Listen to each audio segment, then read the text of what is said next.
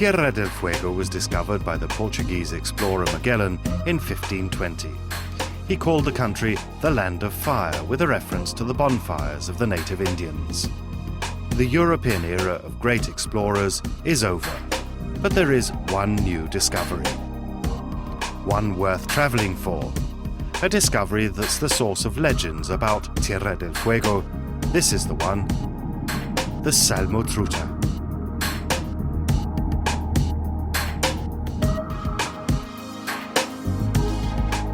The world's largest rod-caught sea trout weighed 34 pounds and was caught in Rio Grande, where all catches are released again as part of the river's catch and release policy.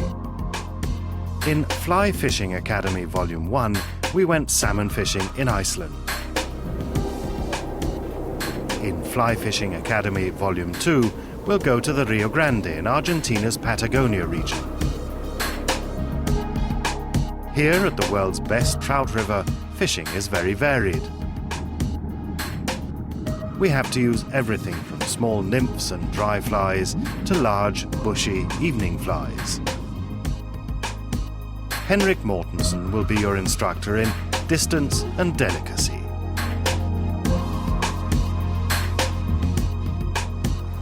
In Fly Fishing Academy Volume 1, Henrik showed casting techniques with single and double-handed rods. In this film, he'll use both types in practice, and he'll use overhand as well as underhand casts. The type of cast I use here in a situation like this is a combination between an underhand cast and an overhead cast. I have plenty of room to do an overhead cast here, so why not do it? I mean, it should not be a religion doing an underhand cast and fishing at the same time. So what I do here is I lift it up, do the underhand cast forward, put the line up in the back cast, and go over the overhead cast. The overhead cast is actually very precise because it gives you a lot of time to put the fly down precise. Rio Grande may not offer major obstacles in the shape of trees or steep rocks near the shore. And perhaps the river doesn't look too demanding on a quiet summer's day in February. However, the fly fisherman may still have to change his tactics several times a day, and this means changing rod types. This is a great benefit when you're using the double hand rod on wide rivers like this. You can go and work it so easily. You don't use any energy or anything like that. You put the fly over, put it down next to the other bank, let it come down a little bit, let it come over.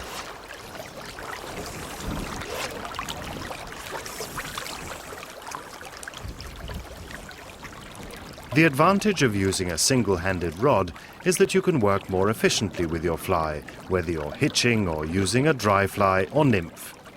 In a relatively slow river like Rio Grande, it's necessary to work more with the fly than in a fast-flowing river. Comes up fishy, fishy, fishy. Oh!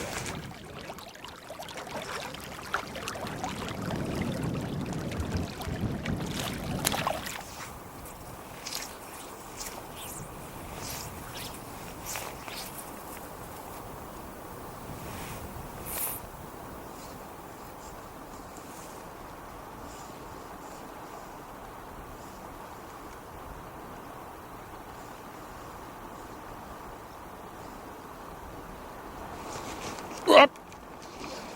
Got it.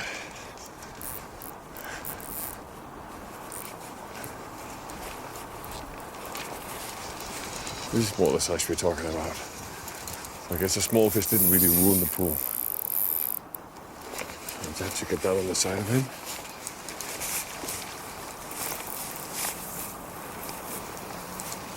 He's going in a channel on the other side. Very good sized fish. Very good fish.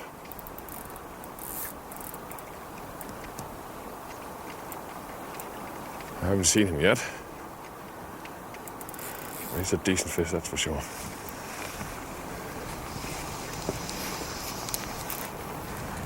There he comes. Oh, very nice fish. I just tip him over on the side. If I tip him on the side, then I can keep him there.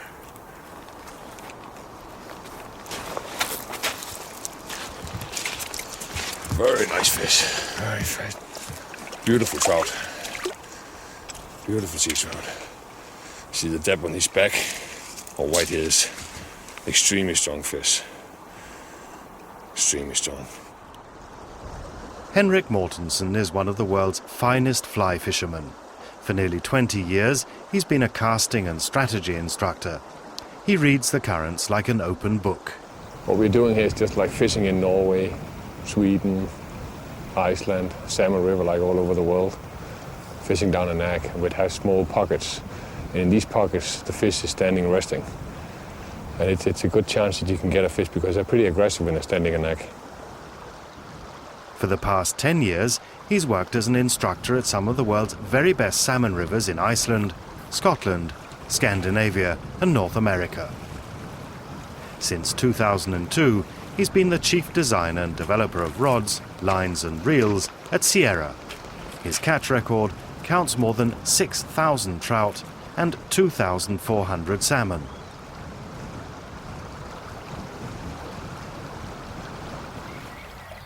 Just like Volume 1 of Fly Fishing Academy, this film will demonstrate casting techniques at a typical Scandinavian river with lots of trees and rocks as obstacles.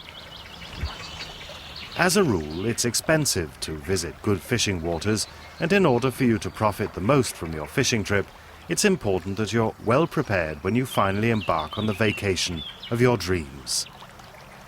In Fly Fishing Academy Volume 2, we'll expand on the most basic casts we demonstrated in Volume 1. We'll further develop the underhand cast and details in connection with the casting technique.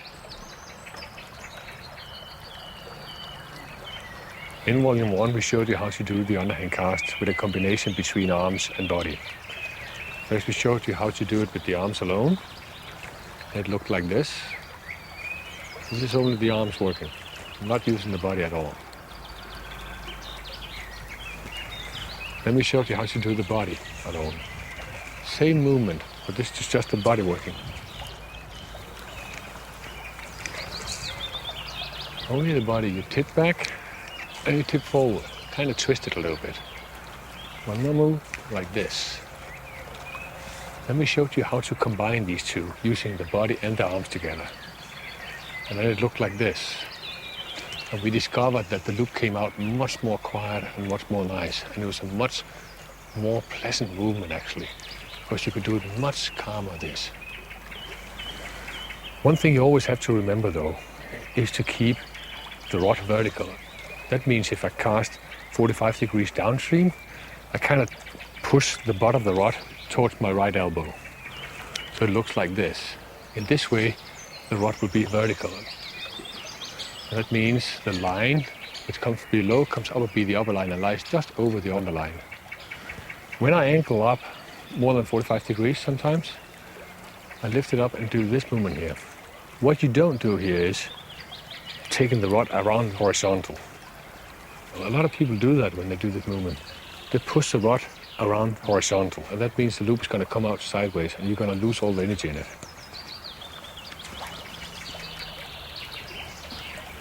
You go back here, that's the right movement, but then you put the rod in like this, and then you're vertical when you go out.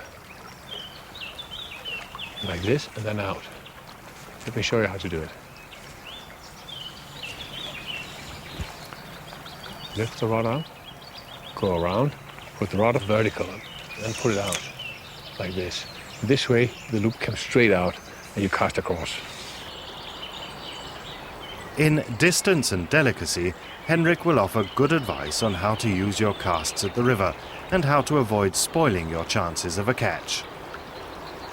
When people have to angle up, trying to cast across, straight across, they sometimes do this to the pool they fish in. They kind of put the line down at a lot of false cast, and every time you do this, you actually disturb the fishing. And now they're about ready, and then they send it out. But this cast is not even worth casting, because you've just disturbed the whole pool, and actually the fish is kind of gone from this pool. What you actually have to do here is to keep on fishing the line all the way into your own bank, which a lot of people don't do, and then you kind of lift the rod very slow, because then you actually fish the fly here on this side. And if you then do a false cast out like this, pulling it back, putting it down, then putting the cast out, There's also another way you can do it. Let me show you another option. Put the line down again. This is also kind of a false cast. I still lift it up, go back, do an on-hand cast, angle it in the air, pull it back, and then send it back in again. Then you don't have any cast in this area here. And that is what it's all about. And that'll be much more efficient if you fish like this. Never cast in this angle where you actually fish in.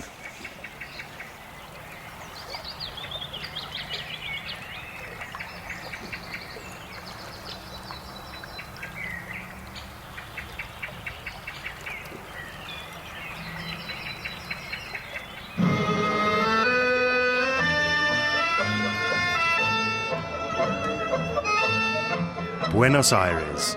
With a population of more than 12 million, the Argentine capital is one of the world's largest cities. The wide, clean boulevards in the heart of Buenos Aires are without the traffic congestion that normally pesters cities of this size. For most people, Argentina is synonymous with tango, superior beef, and European-style football. In the home of the tango, boys dream of following in the footsteps of one of the country's living legends, the football player Diego Maradona. Maradona had his heyday in the 1980s and 1990s. Still, his name and portrait are prominent at souvenir stands near the stadium of his old club, Boca Juniors. More than anywhere else in the country, he's an icon, an idol here, the world's best football player ever. In the pleasant Latin atmosphere of Buenos Aires, it's hard to imagine that Argentina has achieved a new status, that as the home of the world's largest sea trout caught by rod. Such a status would normally fall to a country with a somewhat cooler climate. And it's even more surprising since the trout, salmotruta, is not a natural part of Argentina's fauna. It was introduced in the country about 100 years ago. In order to find the trout, however, we must venture far south of Buenos Aires, 2,700 kilometers to the southernmost part of Patagonia and Argentina, to the Rio Grande River and the town of the same name in Tierra del Fuego.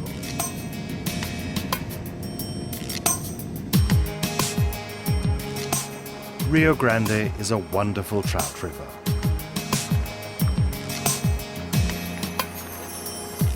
Still, even a fly fisherman with a record like Henrik's must work hard to get his fish.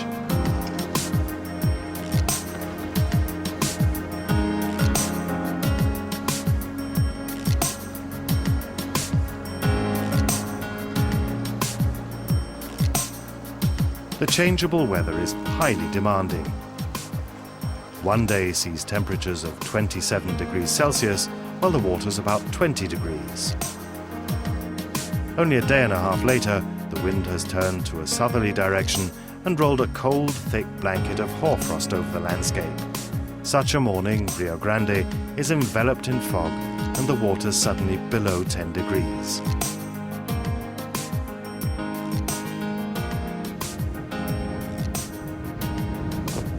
Not only temperatures vary, the wind does too. Once the sun has warmed Tierra del Fuego, special weather conditions cause the wind to come sweeping down from the snow-clad Andes Mountains to the west, or from the mountains around the Magellan Straits in the north. The wind is a factor that all fly fishermen in Tierra del Fuego must take into account. A lot of people say that Argentina, Rio Grande, oh, it's a lot of wind, I don't really want to go there because, casting in the wind is terrible. One thing, for the first, to have a huge beat in Rio Grande. And that means you can always get on a beat where you actually can get the wind behind you. Another thing is, if you adjust your casting technique according to where the wind comes from, then you can fish anywhere. That's also why work a lot on your casting techniques. Work with both hands. You can cast with both hands, both left hand and right hand. And when you achieve that, you don't care about the wind. The wind is just a mental problem then. In most pools in Rio Grande, the strategy is simple. The cast must reach the opposite side to the deep channel.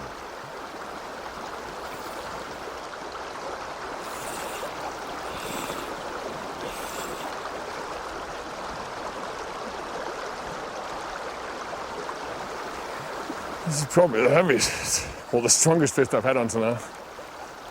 He really pulled. He went far down.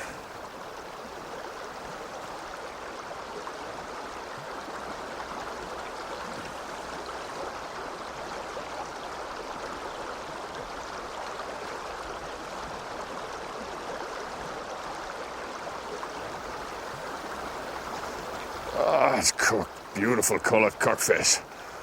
Very hard to turn. Now we got him. Beautiful fish.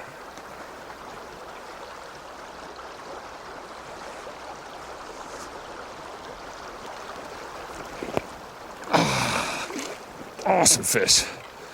Beautiful cockfish. Beautiful. Take his hook out. He really gave me a long run. This is an 18-pounder fish. Really deep, really heavy.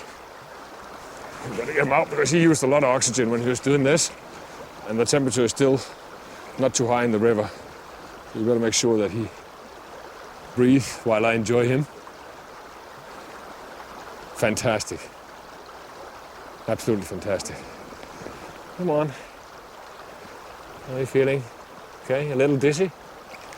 No wonder.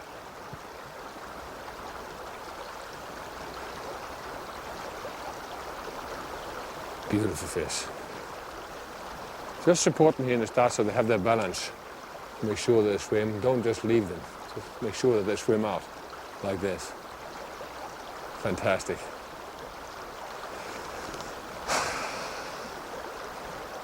This is some of the things that Rio Grande is well known for. Big fish, an average over 12 pounds. And they fight extremely well. See still power in this fish. Beautiful. We have records, world records for every size tippet in this river, and we have the largest sea trout caught, and which was in '99. It's simply the best sea trout river in the world. There is no sea trout river which can offer average weight of a sea trout between 9 and 12 pounds, and all the biggest sea trout, all the world records, all come from Rio Grande.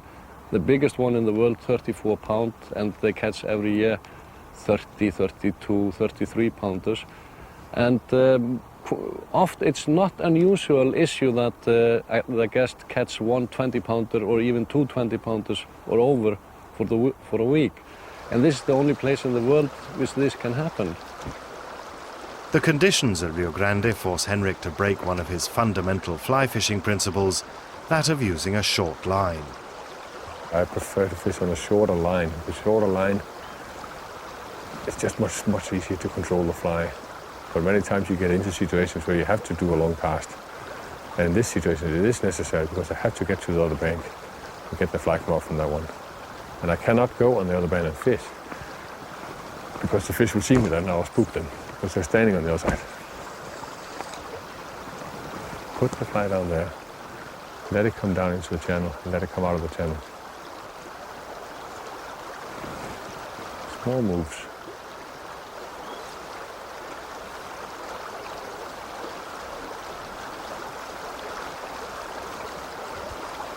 And it all comes down to one thing. All about catching fish, all about presenting the fly the right way. As I've said before, I'll say again, a perfect cast is something to do about catching a fish, not something to do about making a beautiful cast.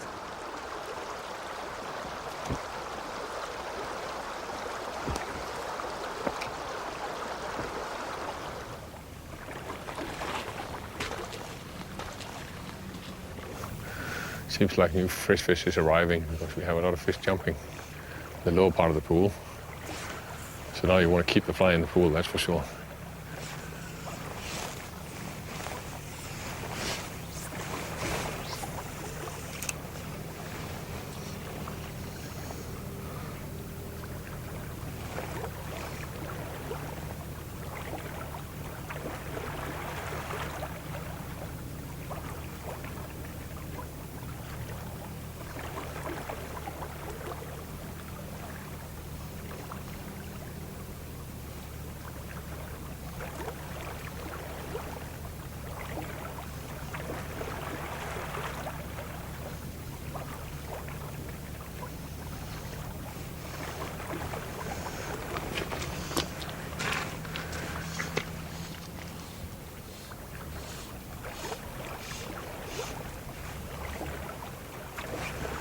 Sometimes it can be poisonous actually to cast upstream. Send the fly way upstream across. Let it come down and just strip it in, just small strips. To show them the fly from different angles all the time.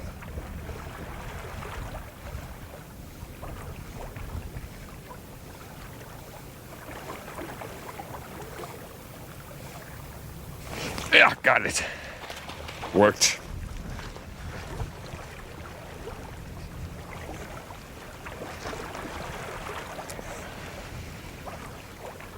It's important to always try different techniques. You know, we went down just across and swing over. Now I tried upstream and nymphed it back, and it worked. That's the great pleasure about this fishing. Just always keep experiencing. Try different things all the time. Never lock yourself down in one system. Never try to copy others. Do something you believe in yourself.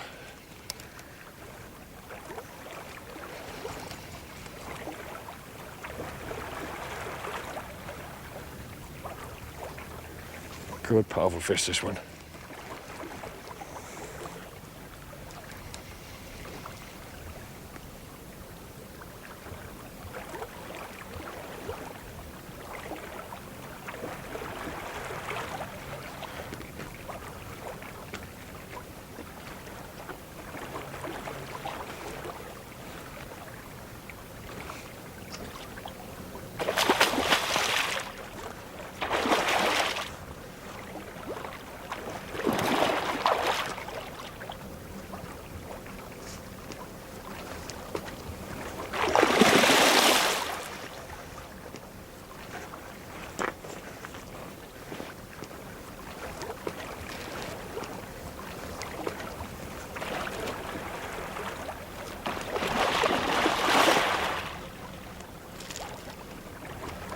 And there he is, parked, tipped over, white fish, very white fish.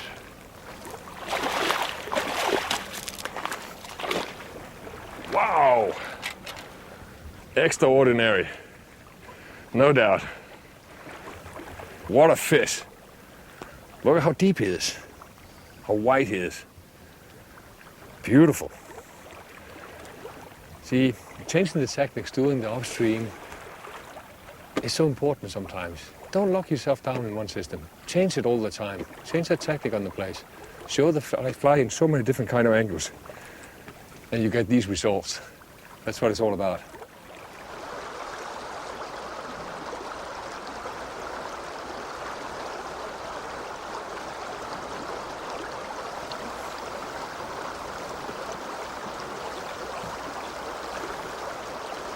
Yeah, got him. I knew he was there. Just had to change the technique several times to get it.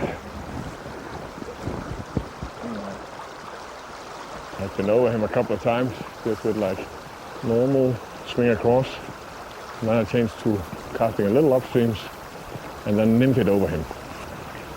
And he went down for that immediately. That he couldn't stand. That's the great thing about this kind of fishing. It's like you change it and then you get a result. Ah, he went off. So that's fine. I got the best of it. What we're doing now is we've got a smaller fish. I'd like to track this out of the pool because I've seen really big fish up there. So I don't want to fight the small fish in the pool. So you can make a lot of noise fish like that. And it is so calm when we come in tonight. So if you get a small fish, drag it out of the pool and fight it somewhere else. Because we are going for the big ones.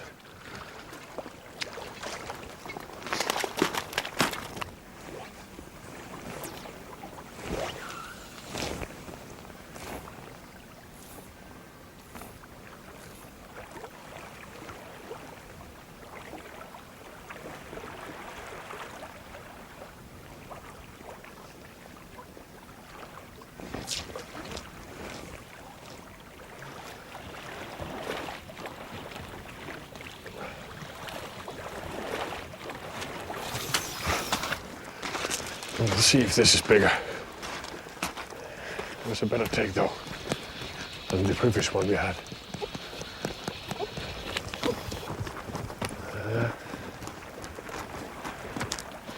He's a good fighter at least, that's for sure.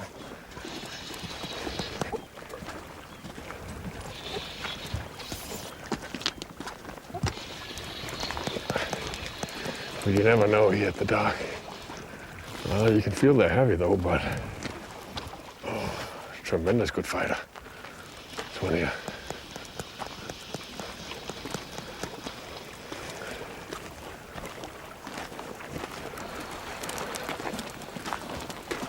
He's getting a little weak now. He also made some good runs. It takes a lot of energy out of him.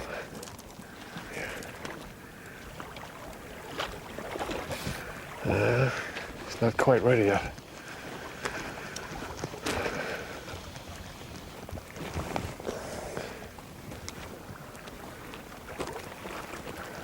There we go. Come on. There you are. Good.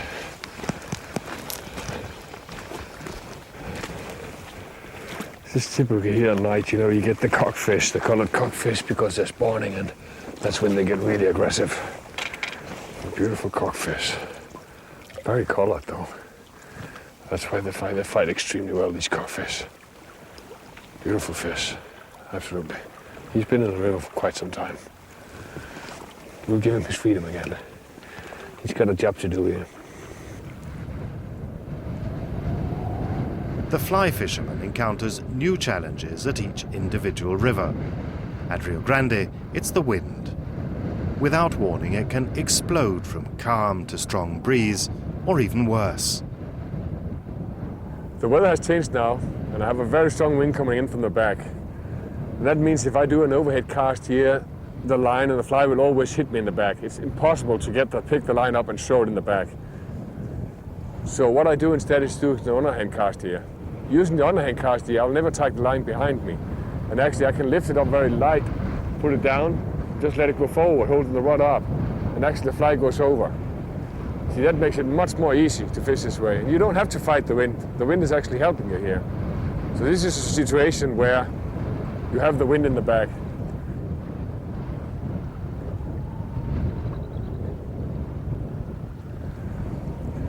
Another thing is, when you fish in hard, strong wind like this, keep the rod top down, because if you have the rod top up, the line and the fly will just skate, and you can't control the fly. You have no connection with the fly. So remember those two things: keep the rod top down, and then just do the underhand cast instead, lifting it up slowly, putting it around, not fighting the wind, putting it down, and then lifting it, going out. Easy.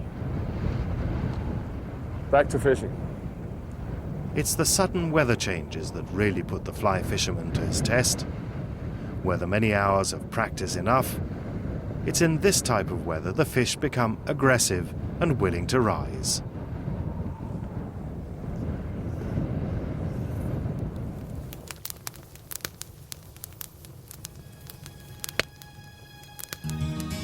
The Portuguese explorer Magellan was the first European to experience the site of the bonfires of the native Ona Indians. In 1520, he sailed through the strait between the mainland and the southern island. He named the island Tierra del Fuego. Nearly half a millennium has passed, and the bonfires are no longer burning. The Indians have gone. Tierra del Fuego is divided between Argentina and Chile. The Argentine part is about half the size of Denmark. The condor rules the sky above Tierra del Fuego. It's one of the world's largest birds, its wings spanning more than 3 meters.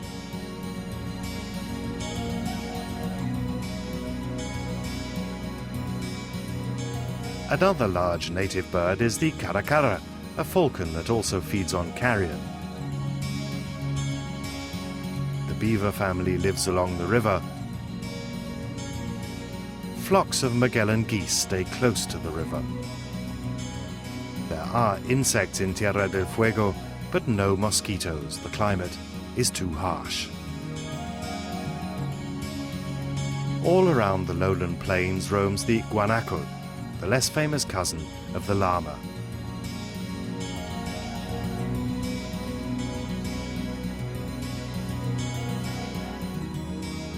the Indians made their bonfires from the characteristic southern beach. According to legend, the Ona Indians were naked, the Europeans taught them to wear clothes, and that spelled the death of the tribe. When their clothes got wet, the Indians were susceptible to infection, and they died from common diseases. But it's only a legend. Reality is different, and indeed far more brutal. The Ona people became extinct about 100 years ago. Most died during large epidemics of children's diseases against which they had no resistance. Farmers killed the rest because they stole animals from the large farms that shot up in Tierra del Fuego in the early 20th century.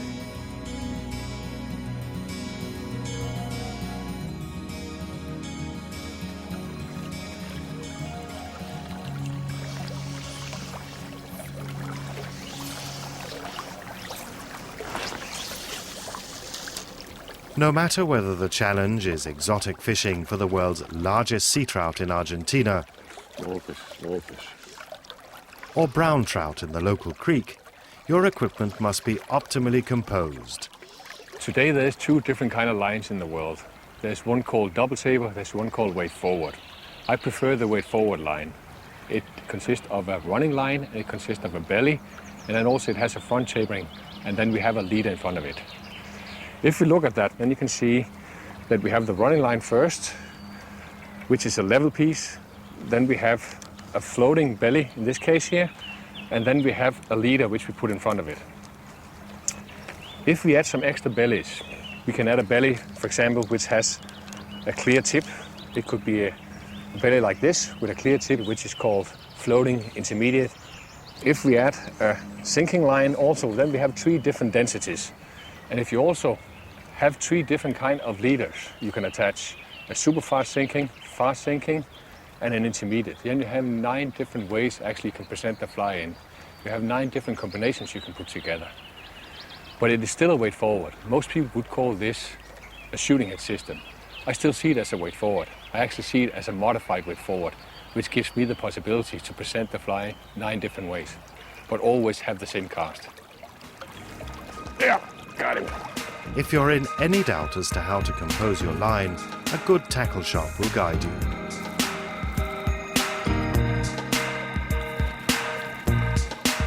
Why I was fishing this fish so hard was because this was a small fish and I dragged it out of the pool so it didn't splash around in the pool.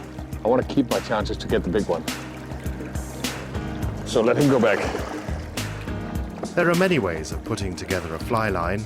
The advantage of the modified weight forward system is that you can change the line continually so that it always matches the conditions. A somewhat neglected combination is to use sinking line. A lot of people do not fish sinking lines because they think it's very hard to handle. I think most of the problems they have is due to wrong gear adjustment. If you have the right gear adjustment, it's actually really simple to lift the sinking line off the water. What people tend to do when they fish with a sinking line is trying to roll it out of the water. And when you roll it out of the water, you disturb the water a lot. And you always roll into the zone where you actually fish in. And then finally you send it out. In this way, it's not even worth sending it out. And it doesn't even matter if you roll it in your own side, because the fish is actually in both sides of the river. So even when you roll it down here, you kind of scare the fish on this side, and thereby limits your own chances to get a salmon, or a sea trout for that matter.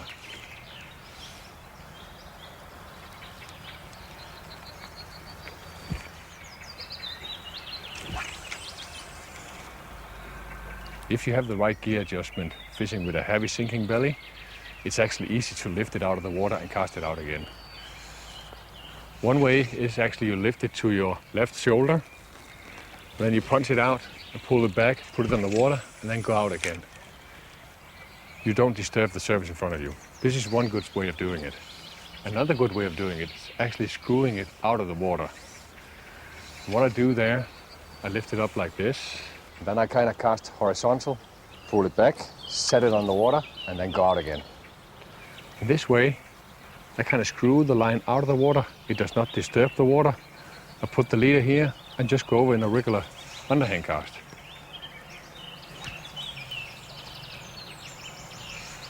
To illustrate this better, I've changed over to a white line instead of a black line. The white line is a floating line, and this gives a more visual effect on what happens when you do those lifts. One of the lifts I did was taking it towards my left shoulder, punching it out, folding it back, putting the leader down, and then shooting across. This was one alternative. I'll show you that one more time. I lifted up towards my left shoulder, punched out, went back, put the leader down, and put it across. I'll show you the other one too. The other one was where I kind of screwed it out of the water, and also where I was casting horizontal into my own side. I lifted up to my right shoulder this time, did a horizontal cast, pull it back, set it on the water, and go across. I'll show you that one more time. Coming from here, lift up to the right shoulder, horizontal, putting it down, and shooting it over. If you cast this way, you don't have any fold cast in this area. And this area is only for fishing. And it's the same thing if it comes to a floating line or a sinking line. Sometimes sinking lines is very good, particularly in a place like this, where you have a channel, actually the whole thing narrows together. That means that you don't really have a strong current. That means it's really deep here. So you actually have a deep channel here, and you have a very wide one out, which turns out here. And here it's also very deep. So here I want to have a sinking line because I want to get the fly down. I want to get the fly to come across on the bottom. So it's a good place to fish it here.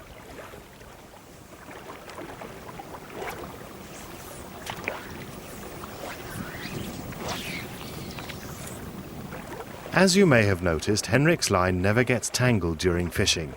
That's because he uses a simple but effective trick.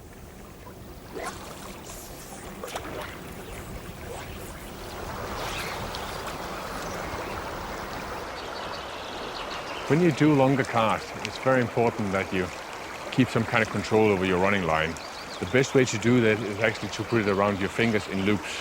You make a very large loop, you put it on your little finger, then you take a smaller loop, which you put in the larger loop, and then you put that around the next finger.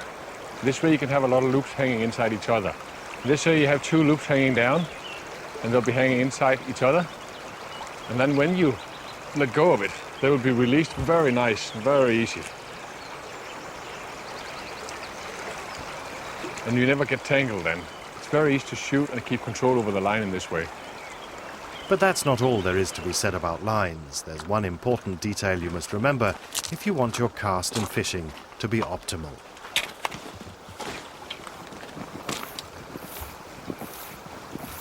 Right now I'm cleaning my line. It's very important to clean the line. Particularly when you fish for many hours and many days, the line gets dirty and you need to clean it. If you don't clean your line, you have to work much harder with the rod. And that actually ruins both your position on the cast and also the ability to cast longer if it's necessary. And actually many times when you clean even a new line, you cast even better. So this is a thing I do every third day, fourth day where I'm fishing. Because the line is constantly lying on the ground and you move from dirt, you move from dry land. Even the guides on the rod needs to be cleaned once in a while, also the rod itself. I mean, it's just like when you polish the car. You know how smooth that gets in the surface, you know, and the water just repeals off it. Same thing with a rod. It gets dirty too and really dry. It is really important to look after your tackle. It's much easier for you then to keep the focus on the fishing.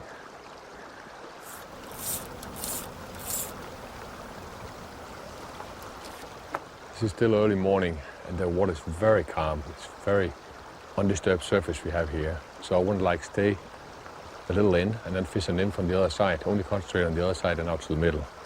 And the nymph I want to use on this is a typical Tierra del Fuego nymph. Actually, I don't even know the name of it, but I know Roblex is very good when we fish sea trouts. So this fly, I want to get to the opposite side, get it down, and then let it come over and just give it a little tick once in a while. And that will actually create a lot of interest. Hope so. So let's start doing that.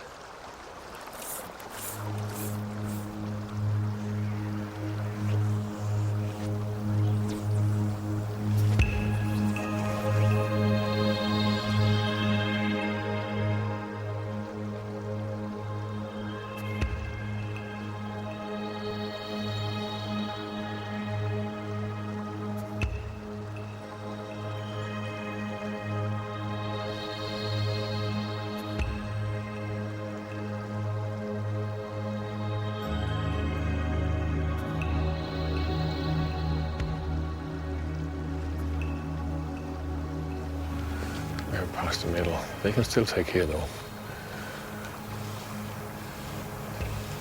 So don't just lift the line off the water, work it off the water.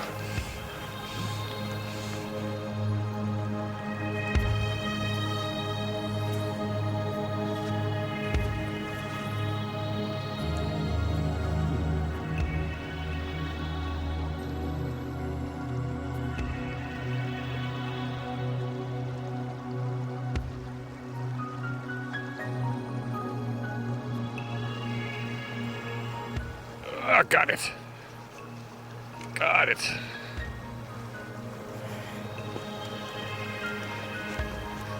See? Fall for the technique.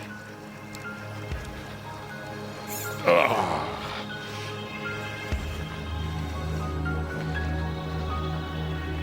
Oh, that's the worst when they go down through the pool.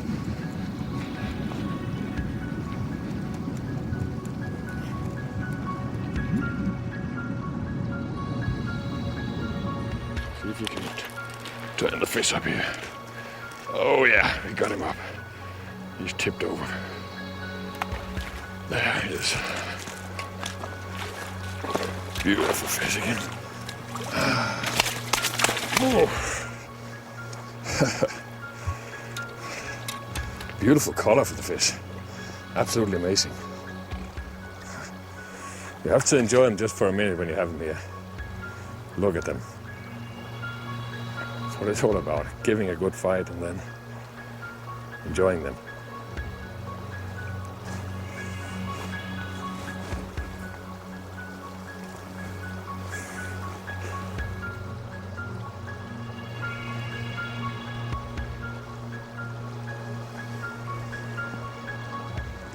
Yeah, got it.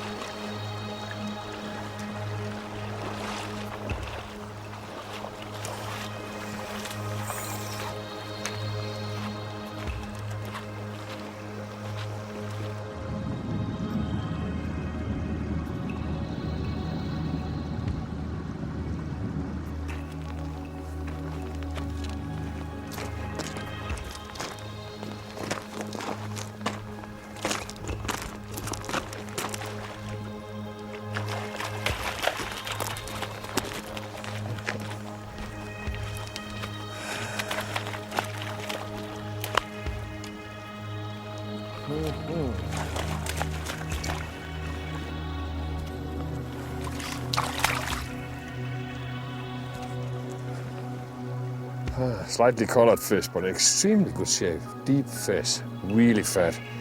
I mean, you hardly see this shape of trout anywhere in the world, except here. It is the largest trout of them all, no doubt. Thinking about these small flies they go for, you see, this fly is nothing compared to the fish. Many times people use really huge flies for huge fish, you know, and actually many times small flies is much better than big flies, as this proves, no doubt.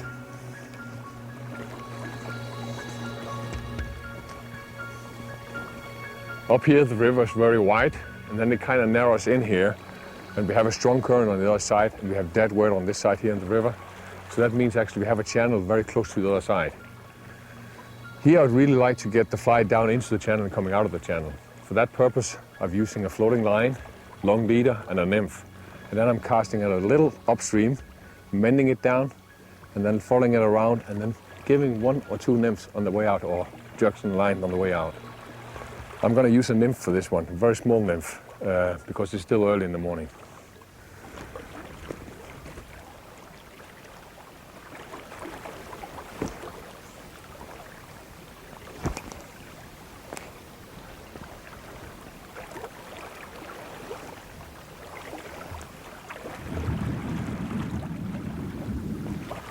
Oh, beautiful jump. A fresh fish. Perfect. He got the nymph. And he took it coming right out of the channel.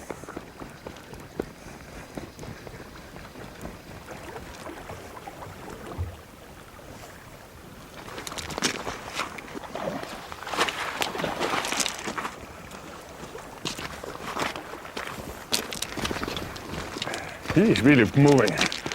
This is what we call a jumper. This is about the 7th time he's been out of the water. He's not going to give in just like that. And I'm putting a lot of pressure on him, actually.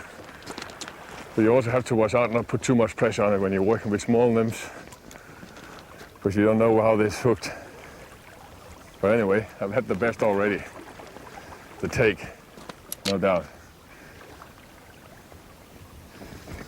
Thanks to this, you know, it all comes down to this, you know, getting the fish to take. The excitement before it takes and when it takes. And the proof of you did something right.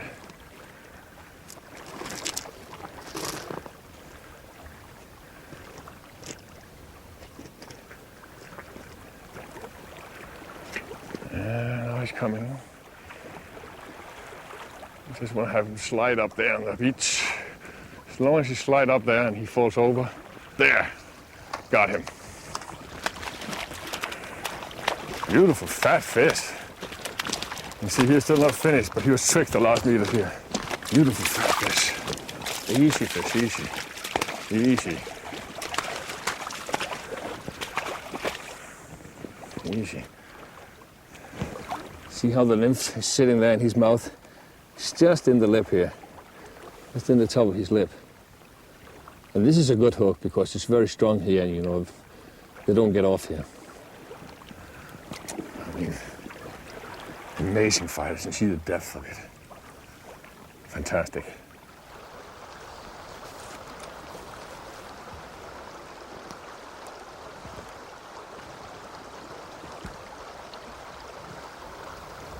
Here we have a very big pool, which is very good for dry fly fishing. We have a calm service. It's a wide pool, and the fish is lying in the bottom here. So we'll try the dry fly here. And up here we have like a channel in the middle, and that you would really like to get the fly down in the channel. It's like you have flat parts on both sides of the river, and then you have the channel in the middle. So if you can get the fly over the channel and down into the channel and coming out of the channel again, then there's a pretty good chance for a strike there. When I fish the dry fly here, I would use what we call the green machine. This is the fly here. It doesn't look like a traditional dry fly, but this is the type of dry fly that's used down here. And before I go in with a lots of fly here, deep, I would use the Prince nymph, which is this one here.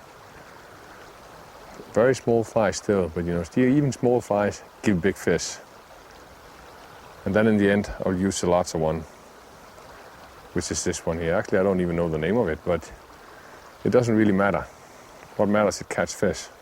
And there's so many flies today that have so many names, and you get new patterns coming out every month, and I just can't keep track of it. I'm more focused on catching the fish than keeping track of the name of the flies. This part of the river I'll fish from the other side. I can use an overhead cast here, and also I can move better down it because you've got a very shallow part from the other side, and that gives me a chance to get closer to the pool without disturbing the fish.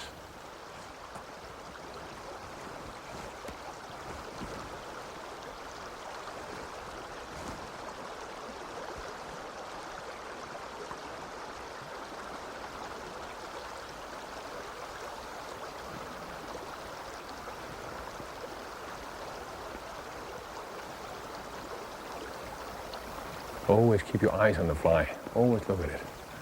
But still remember, do not strike. No matter what, do not strike.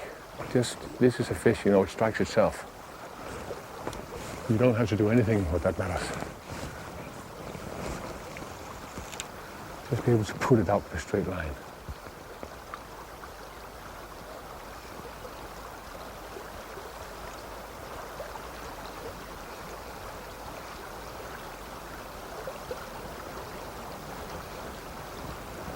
You feel the fish may got it. There's a smaller fish there trying to take it. We don't want those. You want the bigger ones.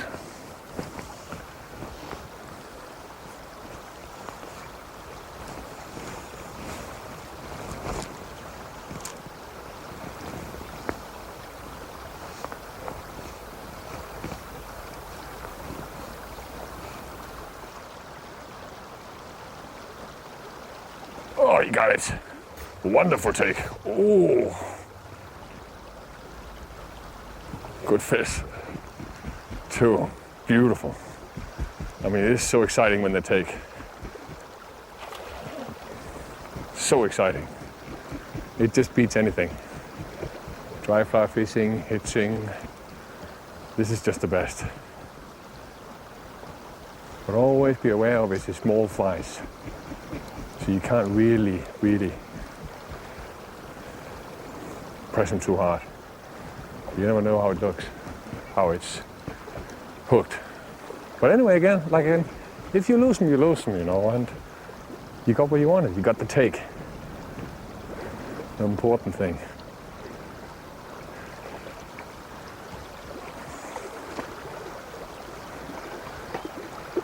I just want to release them anyway. That's a powerful take.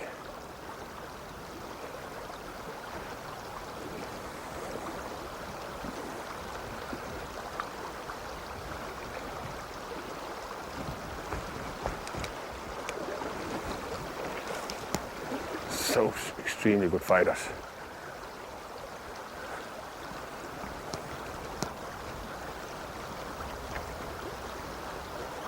Just leave them on the fight, so, like this. Perfect. And he's just, you know, the hook is just outside his mouth, just outside it.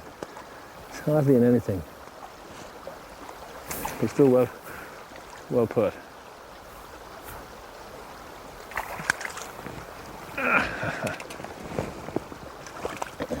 Just lie still and I'll give you your freedom. And you can go back in. Great stuff. Hey, wrong way. I think you need a little help now. Or what do you think? You need the help, right? I'll help you.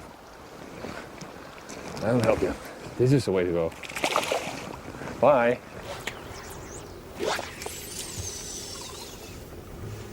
Once it's time for evening fishing, small dry flies like the green machine must be put aside. It's now the large bushy flies who must prove their worth.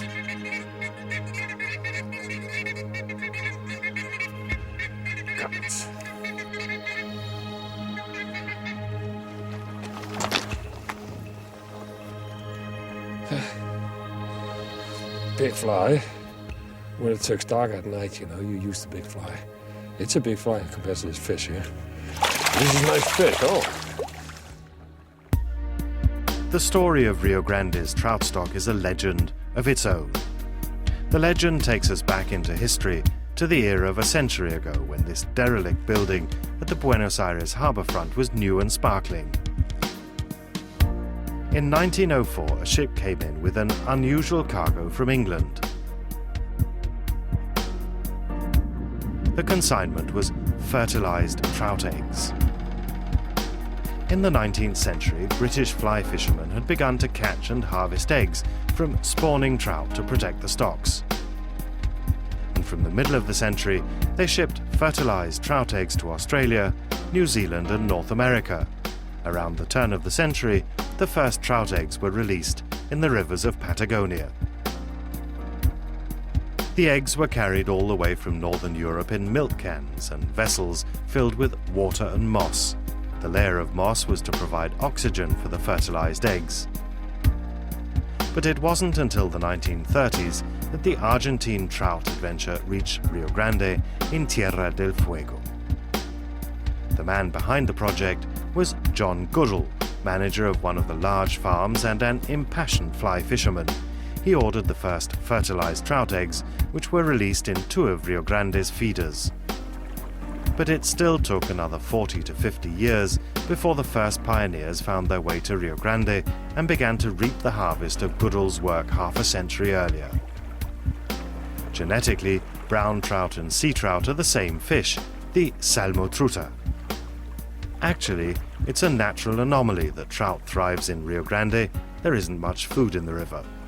There's a lack of food which originally encouraged them to move and find the sea in needs of feeding.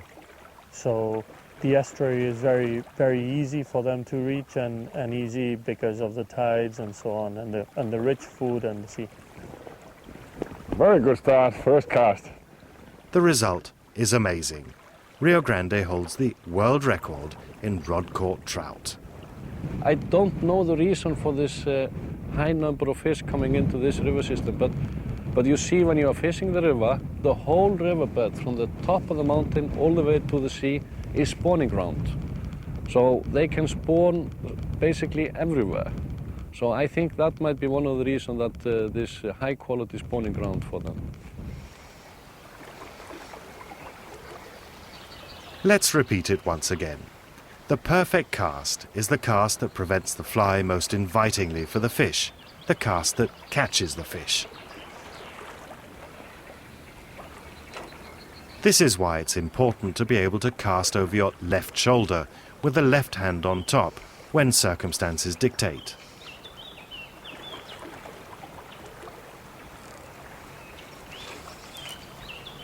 When you fish on the right bank, you have to keep your left hand above on the rod. It's important because when you cast the line out, you will get the right angle in. That means actually the fly will come to the fish first and not the line.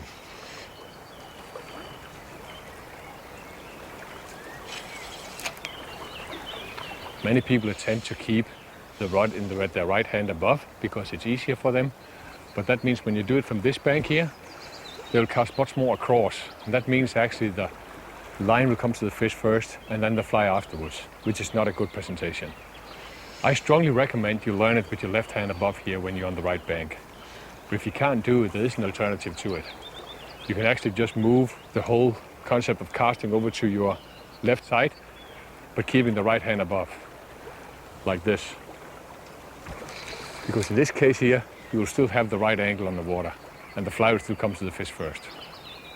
The fish must see the fly first, not the line.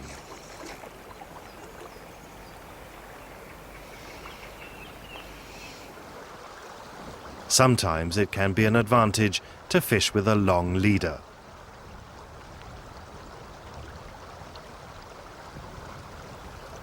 When you fish in a wide pool like this, with a calm surface, it's good with very long leaders. As you can see here, this is a double hand rod, and I have 1.5 times the rod length in leader material. And then I have a very small nymph. This is where to get the nymph down and keep the line as far away from the fish as possible.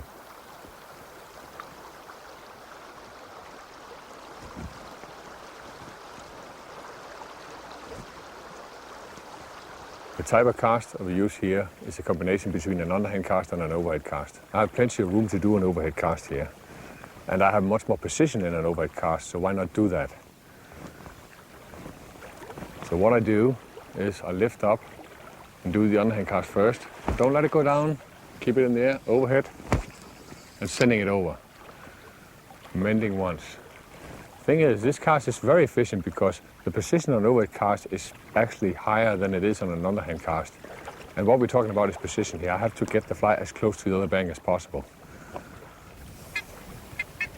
Evening fishing is always special.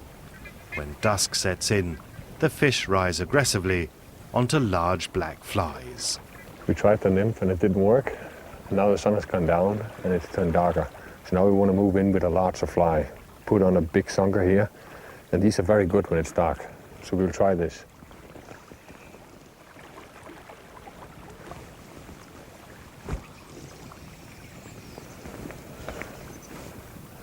It's always very exciting to fish at night because, you know, the strike comes just like a lightning. And they really hammer the fly.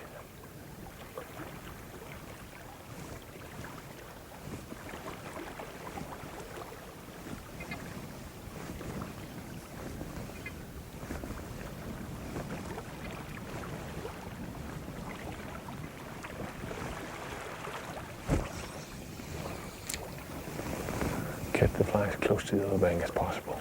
Let it come down. and one jerk in the line. And you expect it anytime, any minute, any second.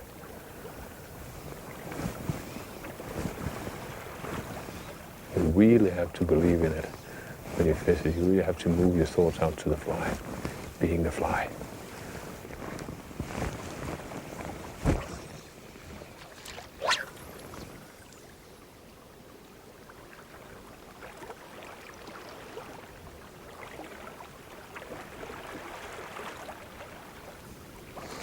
Got it. When they hit, they really hit hard.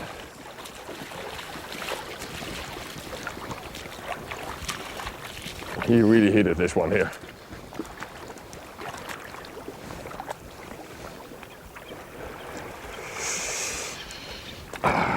He's really heavy. He's really hanging the button. He really hit the fly, this one.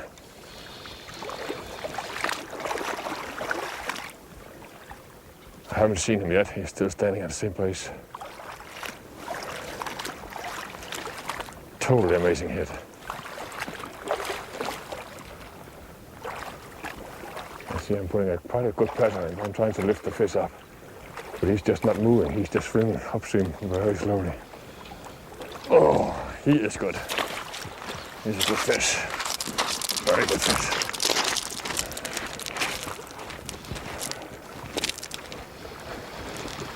Oh, he's kind of leaving. He's giving after.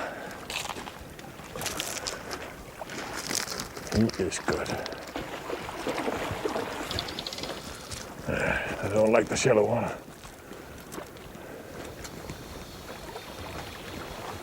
Come on. Yeah, come on. Gotcha. Gotcha. Beautiful fish. Absolutely beautiful. That guy was picked up on land. We got him. Beautiful fish.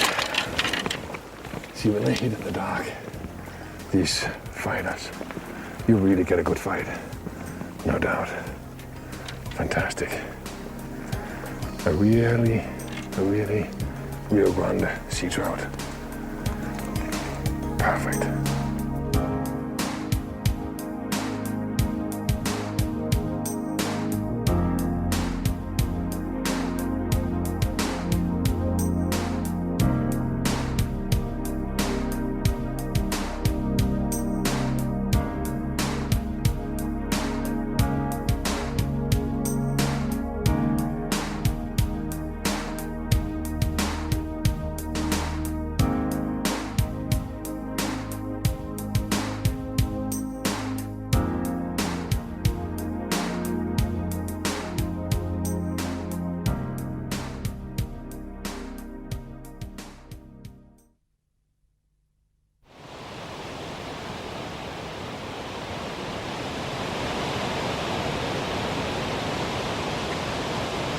Henrik Mortensen will be your instructor and fishing guide for the duration of this film.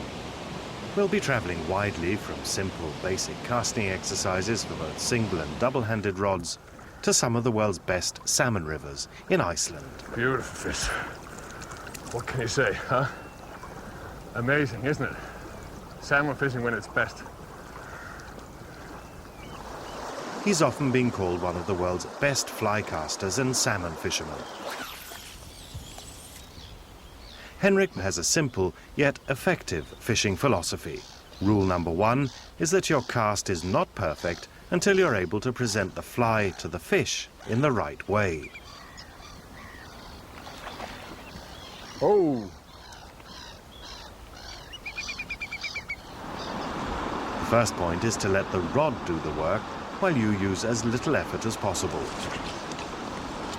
If you use your rod correctly, it will do the work. The less effort you put into each cast, the more hours you can fish. Pay attention to the hand grip and see how easily a large 14-foot rod can send off the fly in one long cast and a single coordinated movement. Raising the line is generally a neglected movement in the cast. Raising is the first movement. This is where you begin your cast. Yeah, we got him. Line just on top of the neck. In the forward cast, it becomes evident if your front stop is too late. That gives a large and open loop with lots of air resistance and little fall time, so avoid that. Everything gets much more nice, much more smooth when you use the body at the same time. And you can angle the line out suddenly. There. Now we're going to try another technique. We tried the hit and it seems like it doesn't work today, so what we want to do now, we want to try the Francis technique. This is a fly you cast upstream and get down, and then you actually raise the fly right in the face of the fish. And it is like this. Either he takes the fly or he leaves the spot.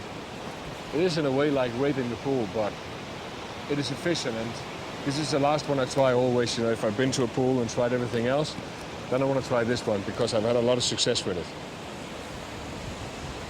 This fly's coming up. Now he's coming, he's coming, he's coming, he's got it. What we have to do now is keep the fish in the pool and get him tired there, and then we got about one chance or two chances to land him, and that's it. Because this is a long stretch, and if he gets down in the hard water there, it's over.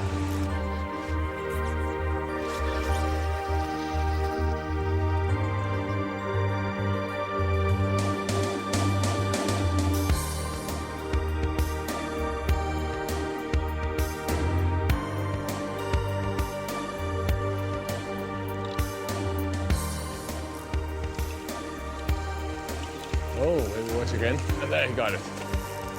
Oh, he's really moving now. Moving big time. Oh, gee. What a jump.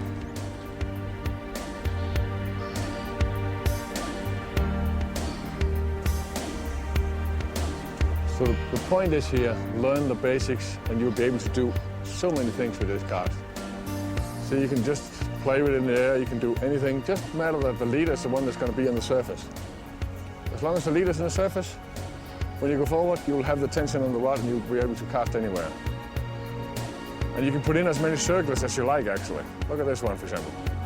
2 circles, leader back in the water and out. Do it one more time. 2 circles, leader in the water and out. You can do whatever you like. Life is so much more fun as a salmon angler when you control all those casts.